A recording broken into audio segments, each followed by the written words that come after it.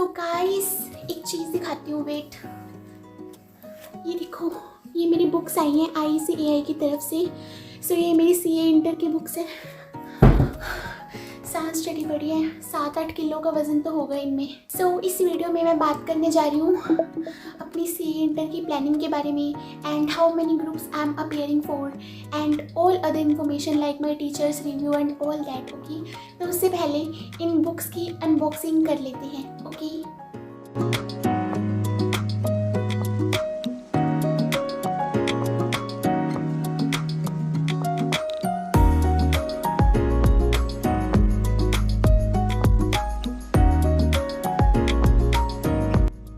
अगर difficulty level को ignore करें तो इससे ज़्यादा तो हमारी 6th-7th क्लास की बुक्स होती थी। So hey guys, these are finally my CA inter books, और ये सभी हैं ग्रुप 2 की बुक्स, एंड ये सब जो टेबल में पड़ी हुई हैं these are group 1 books. So now let me quickly tell about my CA inter plannings. Okay, so the first question is, have I taken any classes?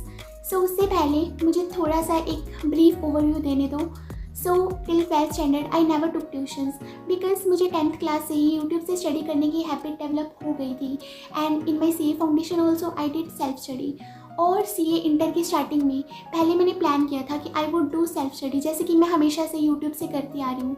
But मैंने एक चीज़ ऑब्जर्व करी कि तुम्हें, अगर तुम CA इंटर के लिए यूट्यूब से स्टडी करना चाहते हो तो तुम्हें सारा का सारा कंटेंट एक ही जगह पे नहीं मिलेगा। मतलब सिलेबस सारा मिल जाएगा, बट सारा कंटेंट ना बहुत ज़्यादा स्कैटर्ड है, मतलब कोई यहाँ कोई वहाँ कोई यहाँ। तो मैंने ये सोचा कि यार अगर मैं इंटर के लिए अब यूट्यूब से करूँगी ना तो मैं कन्फ्यूज़न में पड़ी रहूँगी कि अब किससे पढूँ अब किससे पढूँ। दैट्स वाई मैंने सोचा कि यार इस बार क्लासेस ले ही लेनी चाहिए। So that's why I took classes from एकाग्रता। इनका रेगुलर बैच की कॉस्ट है अराउंड 38K, और इनके ग्रुप 1 अगर तुम लेना चाहते हो तो उसकी कॉस्ट है अराउंड 24K। और मैंने इनका अभी सिर्फ ग्रुप 1 परचेज़ किया है, तो उसमें सभी टीचर्स के नेम बता देती हूँ। निशांत सर हैं टैक्स के लिए, आदर्श जोशी सर हैं for law, and Anshul Agarwal sir है फॉर अकाउंट्स। और सच बताऊँ ना यार, मतलब सभी टीचर्स ना एकदम लल्लन टाप है यार, मतलब क्या खतरनाक पढ़ाते हैं। ऐसे नहीं कि मैंने इनकी क्लासेस लिए तो मैं इनकी ओवर तारीफ़ कर रही हूँ, no, it's not a promotional video. मतलब सच में अगर तुम लोग अफोर्ड कर सकते हो ना तो तुम रेगरेट नहीं करोगे अगर तुम इनकी क्लासेस लेना चाहते हो तो। बट अगर तुम भी एक CA इंटर स्टूडेंट हो और क्लासेस परचेज़ करना चाहते हो तो और भी बहुत अच्छे अच्छे ऑप्शन अवेलेबल हैं, लाइक अल्टीमेट CA, फिज़िक्स वाला, और भी बहुत हैं। ठीक है, तो तुम चेकआउट कर लेना, सभी बहुत अच्छा पढ़ाते हैं। मेन तो हम स्टूडेंट्स पे होता है ना, चाहे टीचर्स कितने भी अच्छे हों, अगर हम अपने आप से मेहनत नहीं करेंगे तो फिर उस टीचिंग का कोई फ़ायदा नहीं होने वाला, right. So the next question is, how many groups am I appearing for. तो देखो यार, I am appearing for only group 1, और ये मेरा फाइनल डिसीजन है। येस, ऑलमोस्ट फाइनल डिसीजन है। तो मैं ग्रुप 1 के लिए ही क्यों प्रिपेयर करना चाह रही हूँ, बोथ ग्रुप्स भी तो दे ही सकती हूँ, मैं कौन सा कॉलेज जाती हूँ। तो देखो, उसके लिए मैंने बहुत सारे फैक्टर्स को कंसीडर किया है। ओके, और हाँ, ये सभी फैक्टर्स मेरी फेवर में होने वाले हैं, पहले ही बता दिया। ओके, सो मैंने इन सभी फैक्टर्स को हाथ पे लिखा हुआ है। So the first is 6 months time. देखो यार, अगर तुम दोनों ग्रुप्स के लिए अपियर करते हो तो क्या होता है, 6 मंथ्स का टाइम बच जाता है, राइट। बट मैं 6 महीनों के लिए अपनी हैप्पीनेस को कॉम्प्रोमाइज़ नहीं करना चाहती। हैप्पीनेस इन द सेंस, अगर तुम दोनों ग्रुप्स के लिए प्रिपेयर कर रहे हो तो बर्डन डबल हो जाता है, और मेरी वर्गी तो यूँ ही डिप्रेशन में चल जाए अगर इतना स्ट्रेस ऊपर पड़ गया तो। इसे बर्डन मत समझना, because it's not a burden. ये वो चीज़ है जो हम एक्चुअल में बनना चाहते हैं। दैट्स वाई मैंने सोचा यार 6 महीने की बात है, कोई बात नहीं, आराम से करेंगे। नेक्स्ट थिंग जो हम बहुत ज़्यादा कॉमनली सुनते हैं, दैट इज़ सेट ऑफ। हर कोई कहते हैं बोथ ग्रुप दो, सेट ऑफ हो जाएगा। सेट ऑफ का बेनिफिट होता है एग्रीगेट ना बने तो दूसरा ग्रुप सेट ऑफ कर लेता है।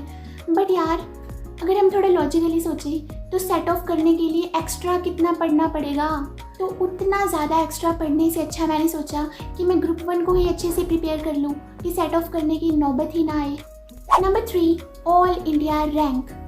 क्या तुम्हें लगता है जिन बच्चों की ऑल इंडिया रैंक नहीं आ पाती वो कभी सक्सेसफुल CA नहीं बन सकते? मैंने बहुत सारे एग्जाम्पल्स देखे हैं उन लोगों के जिन्होंने अपने फर्स्ट अटैम्प्ट में सीए भी नहीं क्लियर किया था, ना ही उन्होंने अच्छी फॉर्म से आर्टिकलशिप करी थी, ना ही उन्होंने रेगुलर कॉलेज अटेंड किया था, बट उनके जो पैकेज हैं वो नॉर्मल सीए से भी ज़्यादा है। So it's just a matter of skills and personality.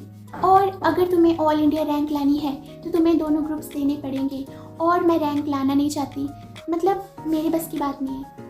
मतलब ऐसे ला सकती हूँ definitely, nothing is impossible, but मुझे शौक़ नहीं है बिकॉज मैं रैंक की बजाय उतना टाइम किसी और एक्टिविटी में इन्वेस्ट करना चाहती हूँ। जैसे कि मुझे अपनी कम्युनिकेशन स्किल्स इम्प्रूव करने की बहुत ज़रूरत है, उसके अलावा मैं कंप्यूटर पे कोई और ऐसी चीज़ सीख सकती हूँ, मैं अपने यूट्यूब चैनल पे काम करना चाहती हूँ, और भी बहुत सारे प्लान्स हैं मेरे। मैं उन चीज़ों पे ज़्यादा फोकस करना चाहती हूँ and I want to focus on my hobbies also. तो मैंने सोचा कि यार एक रैंक की खातिर अगर मैं इतनी सारी चीज़ों को सेक्रीफाइस कर रही हूँ तो ये मुझे थोड़ा सेट नहीं बैठा। तो एक रीज़न ये भी है। Number 4, articleship. तो तुम्हें पता ही होगा कि न्यू स्कीम में आर्टिकलशिप तभी मिलती है अगर तुमने दोनों ग्रुप्स क्लियर करे हों। तो इस चीज़ से मैंने खुद को सेटिस्फाई कर लिया ये बोल के कि कोई बात नहीं ना, आराम आराम से कर लेंगे, आराम से निकाल लेंगे दोनों ग्रुप्स, फिर मिल जाएगी आर्टिकलशिप। आर्टिकलशिप तो मिल ही जानी है, ओके। तो मुझे वैसे भी कोई इतनी चुल नहीं मची है, मतलब मुझे कोई हड़बड़ी नहीं है कि मैं जल्दी जल्दी एग्ज़ाम दूँ और जल्दी जल्दी मेरा इंटर क्लियर हो। Just I want to enjoy the journey and I want to enjoy the process. तो आराम से करेंगे। 5वां और आखिरी फैक्टर है सीए बन जाना। देखो यार, अगर तुम 22, 23 या 24 साल की उम्र पे सीए बन रहे हो तो वो कितनी ज़्यादा प्राउड मोमेंट है, राइट? लेकिन real struggle begins after you become a CA and that's right. मैंने खुद को ये बोल के सेटिस्फाई कर लिया कि कोई बात नहीं, स्ट्रगल तो बाद में शुरू होगा, आप उतना टाइम पढ़ाई करते हैं। देखो यार, मेरा इंटेंशन तुम्हें मैनिपुलेट करना बिल्कुल भी नहीं था। ये सभी पॉइंट्स मैंने अपनी फेवर में लिए हैं बिकॉज़ मुझे जैसे लगता है, मैं जिस टाइप की बंदी हूँ, जिस टाइप की मेरी पर्सनैलिटी है, मुझे ऐसे लगता है कि मेरे लिए सिंगल ग्रुप सही रहेगा। चलो कोई बात नहीं, फाउंडेशन में अच्छा स्कोर आ गया, but I want to prepare one group at a time. और ये सभी फैक्टर्स मैंने तुम्हें बताए हैं अपनी फेवर में बिकॉज़ मुझे ये चीज़ सही लगी। और ऐसा मत सोचना कि बोथ ग्रुप्स को रोस्ट कर रही है। देखो यार, अगर तुम्हें लगता है कि तुम्हारी कैपेबिलिटी है, तुम बोथ ग्रुप्स के लिए प्रिपेयर कर सकते हो, तुम इतना सारा सिलेबस रिटेन रख सकते हो, या फिर तुम ऑल इंडिया रैंक ला सकते हो। देखो यार, क्योंकि रैंक लाने के अपने बेनिफिट्स होते हैं। बिग 4 फर्म्स वाले सीधा रैंक वाले बच्चों को अपॉइंट करते हैं, तो बोथ ग्रुप्स के अपने फ़ायदे हैं, सिंगल ग्रुप के अपने फ़ायदे हैं, और दोनों के मतलब आप कंपेयर नहीं कर सकते, हर पर्सन टू पर्सन डिपेंड करता है।